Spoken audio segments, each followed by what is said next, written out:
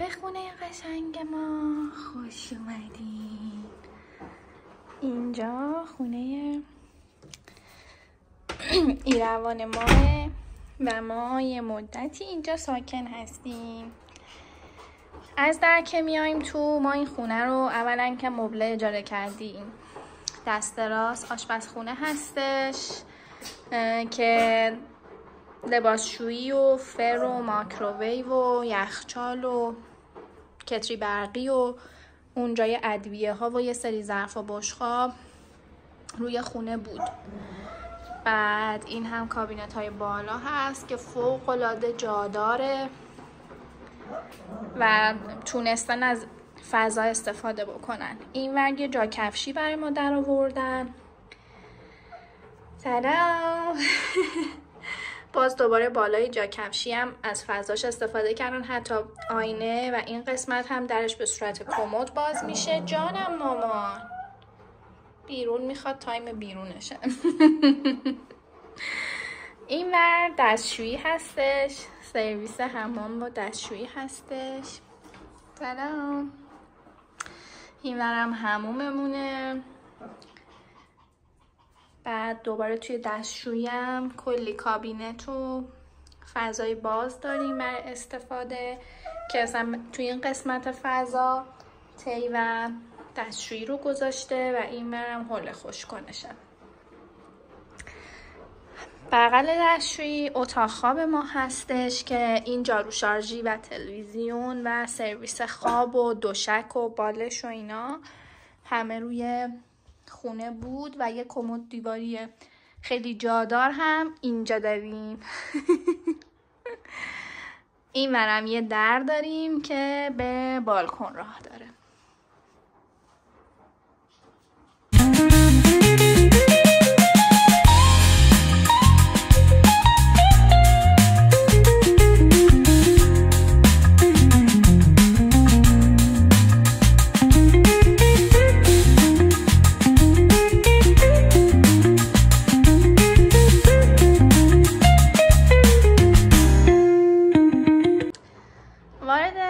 پذیرایی که میشیم اینور برامون 2 صندلی اوپن گذاشتن. یه مبل ال جمع و جور داریم با یه میز جلو مبلی جمع و جور و این قسمت هم فضای تیوی هستش که باز هم اینجا برامون کلی باکس در آورده و خیلی فضای جادایی رو برامون درست کرده. اینور یه میز نانخوری 4 نفره داریم. وقتی بچه کوچیک خونه داری. و این ورم صبح ویو خیلی قشنگ از شهر داریم. پنجره ها هم قدیه و باز میشه. سمت چپ میز ناهارخوری ما فضای بالکن رو داریم که برامون اینجا میز و صندلی و نردبون گذاشته صابخونه و این هم ویو شهرمونه. یه خوبی که این خونه داره اینه که اتوبوس دقیقاً از این مسیر رد میشه و ما خیلی راحت دم خونه سوار میشیم، دم خونه پیاده میشیم. جای شما خالی. این هم غروب دلنواز ایروان. در مورد خونه گرفتن توی ارمنستان، ما قبل از اینکه بیایم فایل‌های خونه ها رو میدیدیم و با صابخونه ها بوک کردیم. یعنی دوستایی که توی ارمنستان داشتیم معمول این کار رو انجام دادن و شما هم خیلی راحت میتونید توی اینستاگرام و کانال‌های تلگرامی پیدا بکنید این اشخاص رو که کارشون اجاره دادن یا خرید و فروش ملک در ارمنستان هستش. هیچ چیزی نیاز نداشت برای اجاره کردن خونه، فقط فکر میکنم که ما پاسپورتمون رو آوردیم. بعد بیا برای اجاره کردن اینجا من فکر کنم که فقط ما پاسپورتمون رو آوردیم و مقدار پول نقد. پول نقد هم از همون دلار نگرفتن، درام گرفتن صابخونه، ولی من شنیدم که خیلی از صابخونه ها هم به دلار میگیرن. خونه ما نوسازه و کلید نخورده بودش، ما گرفتیم. اجارش هم ماهیانه 300,000 درام بود. 20,000 درام شارژ ساختمون حساب میشه که ماهانه بعد پرداخت بکنیم و به همون گفتن یه چیزی بین هلوش 80,000 تا 100,000 درام هم میشه هزینه آب و برق و گاز و اینترنت که این متفاوته توی فصل ها. اگه خیلی گرم باشه کولر گازی استفاده کنید، اگه خونه‌تون به اندازه کافی گرم نباشه و بخواید از پکیج دوباره استفاده بکنید و اینا گاز استفاده کنید زیاد، یه ذره قیمت ها متفاوته. میانگین این قیمت ها به ما دادن. در مورد اجاره خونه ما اینجا رو 6 ماه اجاره کردیم، اما من از دوستانم شنیدم که 6 ماه دیگه اجاره نمیدن و زیر 1 سال اجاره نمیگیرن، قرارداد نمیبندن. اما خب صاحبخونه ما موافقت کرد، یکم غر زد ولی موافقت کرد و 6 ماهه با ما قرارداد بست.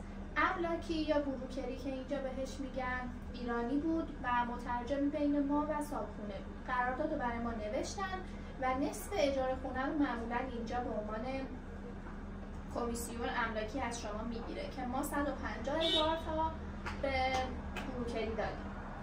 بعد دیگه چی دادیم؟ یه چیز دیگه هم که هست، اینجا اجاره ماه اول و ماه آخر رو به عنوان دپوزیت ازتون میگیرن که اگه یه موقع خواستین بلند شین و خسارتی به خونه زده بودین، قرضی پرداخت نکرده بودین یا هر چیز دیگه، صاحبخونه از اون کم بکنه. یه چیز دیگه هم که به ما گفتن که برای دریافت اجاره ماهیانه‌شون، چون ما اینجا حساب بانکی نداریم و نقد باید بهشون بدیم، یعنی ما اینجا اقامت نداریم و فعلا به عنوان توریست اینجا هستیم. به عنوان توریست هم شما تا 90 روز اجازه موندن دارید. اگر بخواید کار اقامتتون رو انجام بدید 45 روز از بودن شما در خاک باید بگذره، مگر اینکه تحصیلی بخواید بیاید. این چیزیه که من اطلاعاتشو به دست آوردم تا این لحظه. شاید از این لحظه به بعد تغییر بکنه.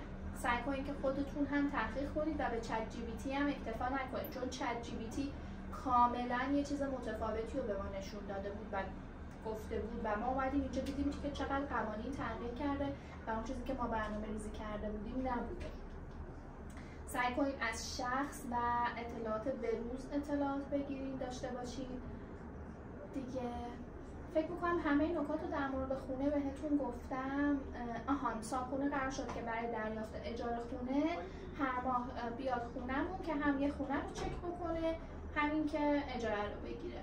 به خاطر اینکه ما سگ داریم فکر میکنم این اتفاق افتاد، به خاطر اینکه اینجا با گربه خیلی مشکلی ندارن ولی با سگ خیلی مشکل دارن و هر صاحبخونه‌ای قبول نمیکنه که شما پت داشته باشید، چون معمولا